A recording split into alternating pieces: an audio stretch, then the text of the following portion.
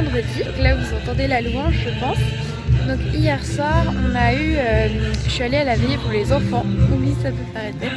En fait ils diffusaient le film Le Voyage du Pèlerin et c'est un film vraiment génial. Il peut paraître pour les enfants parce que c'est un dessin animé, mais en fait le sens est vraiment profond. Moi je le savais et je voulais le voir depuis longtemps, donc j'en ai profité.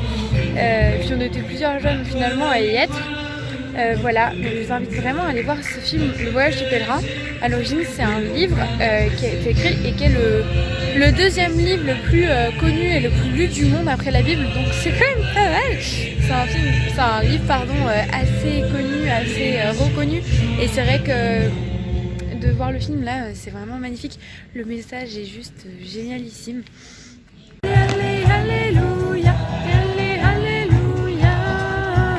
En fait, après une enfance dans la simplicité, Jésus quitte Nazareth et en fait devient, on pourrait dire, un nomade, c'est-à-dire dépendant entièrement de ceux qui veulent bien l'accueillir. Ce que nous pouvons constater, c'est que Jésus entre dans la relation avec la Samaritaine en lui demandant quelque chose. C'est lui qui lui demande à boire. Jésus arrive en pauvre. En fait, il se met à la hauteur de celui qu'il vient rencontrer, et on l'a déjà dit, il se met même en dessous de lui. Jésus, il a soif, et il a vraiment besoin de l'aide de quelqu'un, il a vraiment besoin de l'aide de cette femme pour étancher sa soif physique. Donc Jésus commence la relation par demander quelque chose. Si nous n'avons besoin de rien, si nous nous autosuffisons en quelque sorte, eh bien alors nous ne pouvons pas rencontrer ce frère qui est pauvre. Nous ne pouvons pas rencontrer Jésus à travers lui, et donc nous nous coupons de Dieu. Donc là, en faisant de finir le topo, je vais aller à la messe. Donc en fait, c'était hyper intéressant. Il disait que en fait, Jésus, il s'était vraiment fait pauvre pour pouvoir être accessible aux pauvres et mieux les comprendre. Et donc nous, quand on veut aller vers les pauvres, il faut aussi se rendre pauvre pour pouvoir se faire proche d'eux. Quelque chose que j'ai beaucoup aimé aussi, c'est que en fait, le pauvre, il faut aussi lui demander des choses. Comme Jésus par exemple, il demande à la Samaritaine, je vous mettrai les références du texte pour aller voir, je vous mettrai un lien en barre d'infos pour le retrouver. En gros, il va voir la Samaritaine et il lui dit mais donne-moi à boire s'il te plaît. Il lui demande un service et du coup il l'implique vraiment et les personnes qui sont un peu démunies, qui n'ont pas grand chose à donner, quand elles peuvent donner quelque chose, ça leur rend une dignité, elles se sentent impliquées et finalement ça leur rend la joie de donner, la joie de partager. Et en fait c'est super important aussi, il faut aussi s'adapter, bouleverser les codes. Jésus il bouleverse souvent, très souvent il bouleverse les codes pour aller vers les autres. Des fois il faut bouleverser les codes, aller vers celui que personne ne va, écouter celui qui crie alors que personne ne considère son cri, et aussi légitimer le cri des autres aussi. Parfois j'ai avancé le script pour ma prochaine vidéo et je vous emmène à la chapelle de Saint-Claude de la Colombière qui est juste trop magnifique pour la visiter, et ensuite je vous emmènerai je pense à la chapelle de la Visitation, donc là où est apparu Jésus à Sainte Marguerite Marie à la Coque. Jésus, sois le bienvenu chez toi. Jour béni où tout repose en toi. Jésus, sois le bienvenu chez toi. Ta parole ici s'élèvera. Jésus, sois le bienvenu chez toi. Voilà, donc c'est la chapelle de la Visitation. Donc en fait, je pense que je vais vous faire un petit résumé avec une voix off de la vie de Marguerite Marie à la Coque, pour être assez précise.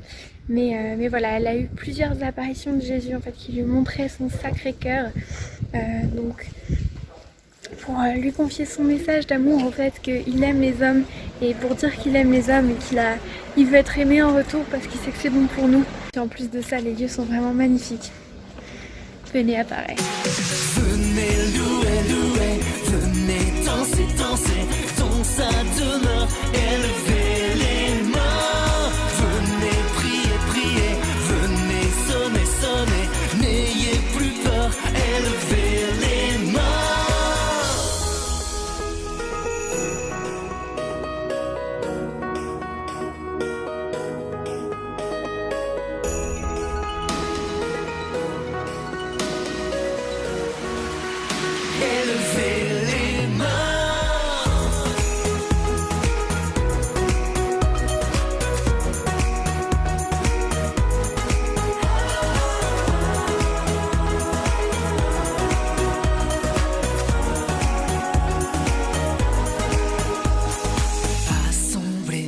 son de ton appel. Jésus, sois le bienvenu chez toi. Vois ton peuple acclamant tes merveilles. Jésus, sois le bienvenu chez toi. Nous louons au cœur de ta maison. Jésus, sois le bienvenu chez toi. Venez louer, louer, venez danser, danser, dans sa demeure, élevez les mains. Venez prier, prier, venez sonner, sonner, n'ayez plus peur, élevez les mains. Venez louer, venez danser, élevez les mains. Venez prier, venez sonner, élevez les mains. La chapelle de Saint-Claude de la Colombière, c'est vraiment un truc à voir si vous venez à Paris-Monial, c'est magnifique. Il y a des mosaïques de partout, des dorures et tout, enfin vraiment c'est sublime. Alors Saint-Claude de la Colombière, en fait, c'est le prêtre qui a accompagné Marguerite Marie dans ses apparitions, c'était son confesseur, voilà, il l'a vraiment accompagné dans tout ça. Et je connais pas vraiment beaucoup son histoire, mais peut-être que je vous en parlerai un peu plus dans une autre vidéo. En tout cas, ouais, sa chapelle est juste magnifique et puis n'hésitez pas à aller vous renseigner un petit peu sur sa vie.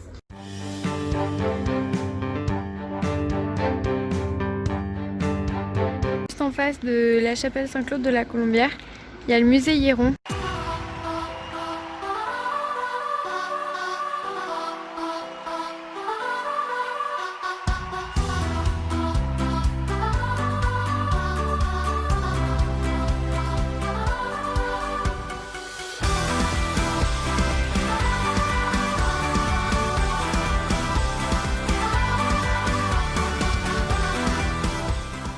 Car ton amour nous donne la vie, nous donne la vie. Car ton amour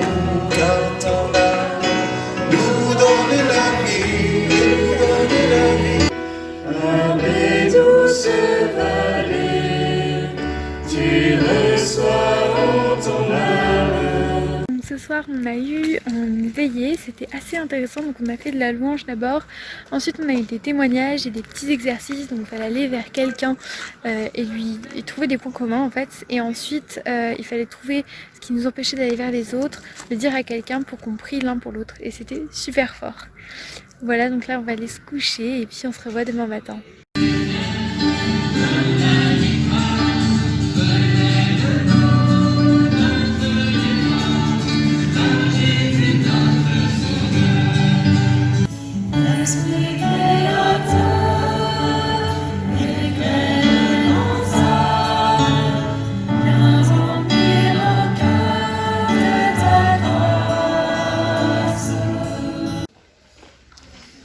Une première étape, c'est celle du rejet ou de la peur. La deuxième étape, c'est celle de la compassion. Et la troisième étape, c'est celle de l'émerveillement. Et donc ce seront les trois parties de ce topo. Jésus me sauve, alors c'est d'une certaine façon le plus pauvre qui me sauve. D'abord de ma routine, de mon confort, de mon sentiment de toute puissance. Cette troisième phrase de Mère Teresa auquel on est très attaché à Lazare, vous n'êtes pas appelé à réussir, vous êtes appelé à être fidèle. Le pauvre me guérit même de mon besoin d'être remercié. Chez nos colloques, il y a quand même beaucoup d'ingratitude. Et c'est difficile à vivre pour les volontaires. On a des colloques qui ont vécu des mois ou des années parfois dans une même maison, qui vont partir sans dire au revoir, sur un coup de tête ou par un effet mystérieux de la maladie par exemple. Quelle blessure quoi. C'est-à-dire on a passé du temps ensemble, on a partagé la même table et en fait tu t'en vas comme ça. Et en fait je me dis, bien sûr c'est une injustice, mais à la fois ça nous guérit de ce besoin d'être constamment remercié et valorisé. En fait ça rejoint la parole de Jésus, quand tu auras tout fait ce que tu as à faire, dis-toi que tu as fait ton devoir. Tu n'es qu'un serviteur inutile. Voilà. De quoi le pauvre me sauve-t-il ? De mon ego et de la bonne image que j'ai de moi-même. Si une personne qui touche le RSA m'offre un café, objectivement elle me donne beaucoup plus que quand moi je donne un café. En fait, nous, on n'a jamais le temps. On est des gens occupés, importants. Le pauvre, c'est celui qui a le temps. Il y a ou bien quand je désire ce que je n'ai pas, ou je suis dans la frustration, dans la souffrance. Quand j'ai ce que je ne désire plus. Ainsi, toute notre vie oscille comme un pendule de droite à gauche, de la souffrance à l'ennui. C'est désespérant. Mais c'est un peu vrai. Le pauvre, il se sait manquant de quelque chose, mais il se sait en même temps aimé. On a eu la louange et l'enseignement du matin, donc toujours sur le thème du pauvre, que parfois le pauvre peut nous déranger, que parfois c'est pas facile de confronter à la souffrance en fait, et que on peut avoir des pensées super négatives face à la souffrance, et c'est normal parce que la souffrance c'est horrible.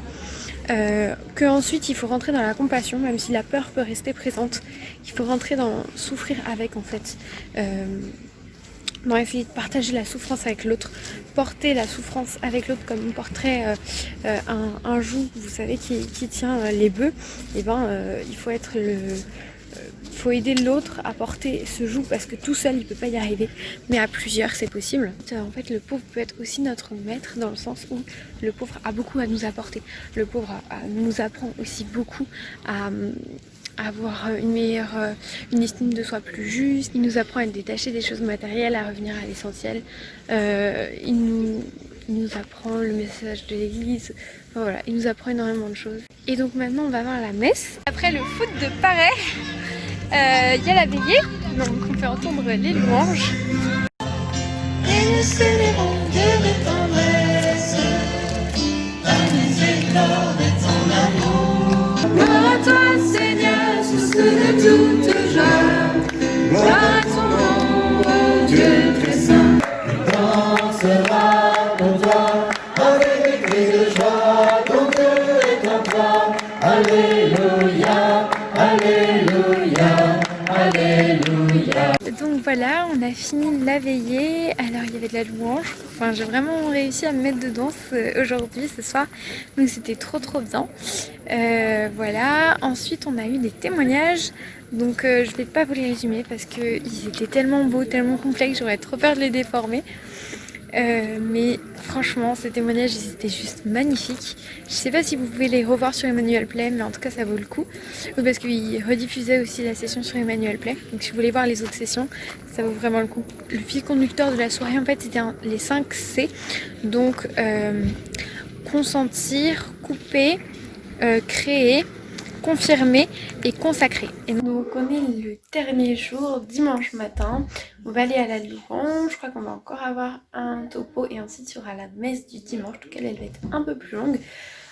Voilà, donc hier il y a eu la veillée, je voulais filmer hier après-midi ma vidéo qui devait sortir le 1er août, mais en fait le script m'a demandé pas mal de temps parce que c'est un sujet hyper complexe et un peu polémique, donc je vais faire les choses bien, et du coup je pense qu'elle sortira plutôt en septembre. Voilà, donc à mon avis ce vlog sortira avant, en tout cas cette super vidéo que j'attends depuis très longtemps ne va pas tarder normalement, mais voilà, je vais faire les choses bien. Poser, c'est quelques exercices pour vous aider et pour vous inviter à prendre une décision concrète pour la rentrée. Voilà, alors que cette décision soit toute petite, soit très grande, finalement c'est pas l'important, ça n'est pas l'important. L'important c'est de nous mettre en chemin dans notre relation avec nos frères qui souffrent. De vous mettre deux par deux avec deux questionnements. Premier questionnement, nommez dans ce que vous avez entendu ces derniers jours les 2-3 points qui vous ont le plus interpellé. Quels sont les points qui vous ont interpellé pendant cette session? Et puis, deuxième questionnement, dans mon histoire, dans chacune de vos histoires, identifiez un événement marquant qui a ouvert vos cœurs à la compassion, en fait à la rencontre du pauvre. Voilà. Et quel écho cette rencontre, cet événement, quel écho a-t-il eu en moi? C'est de regarder ce que mes peurs et mes limites me disent, quelles sont mes peurs et quelles sont mes limites. Le troisième exercice, c'est de regarder mes désirs profonds. 4e exercice, de regarder ma disponibilité concrète en temps. Voilà. Et 5e exercice, on va dire regarder les clins d'œil du Seigneur à travers les besoins, à travers les appels, répétés ou non, qu'il a pu me faire. Voilà. Il vous attend, le Seigneur vous attend dans la prière et dans le service du pauvre.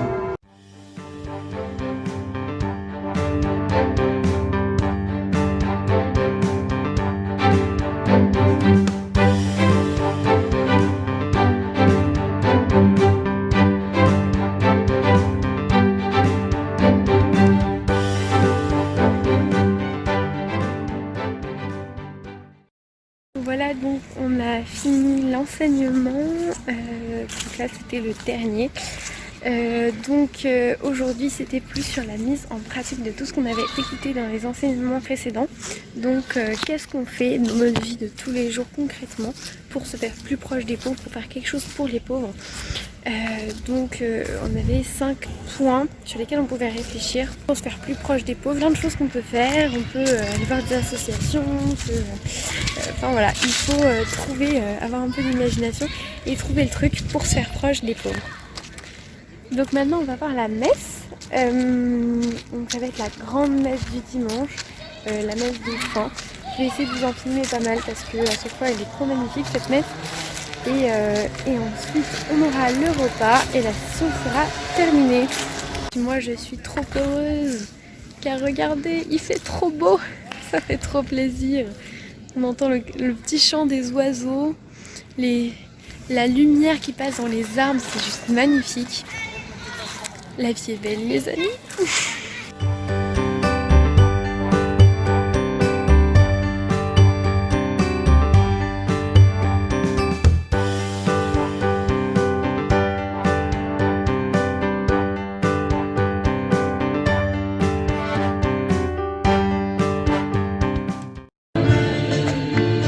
Aujourd'hui, Dieu nous sert à la table du festin. Viens nous sauver, nous monter dans l'amour.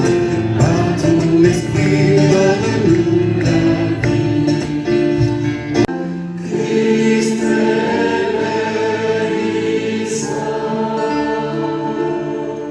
Et Dieu, qui scrute les cœurs, connaît les intentions de l'esprit.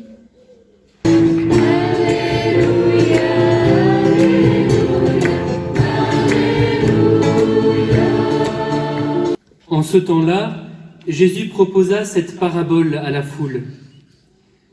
Le royaume des cieux est comparable à un homme qui a semé du bon grain dans son champ.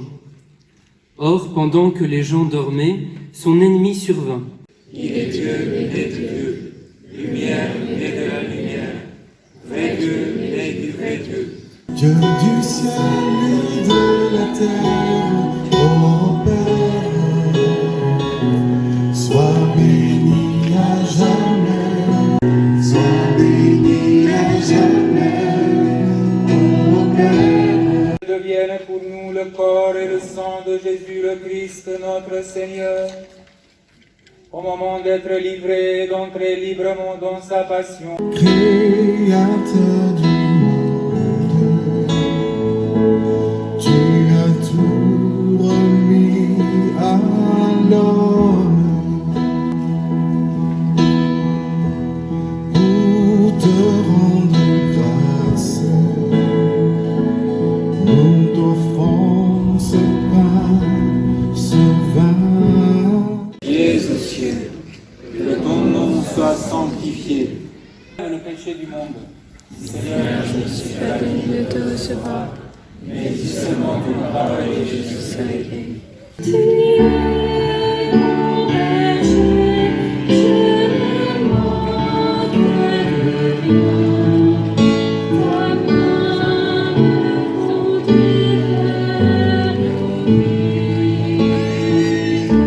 Et que Dieu Tout-Puissant vous bénisse, le Père, le Fils et le Saint-Esprit.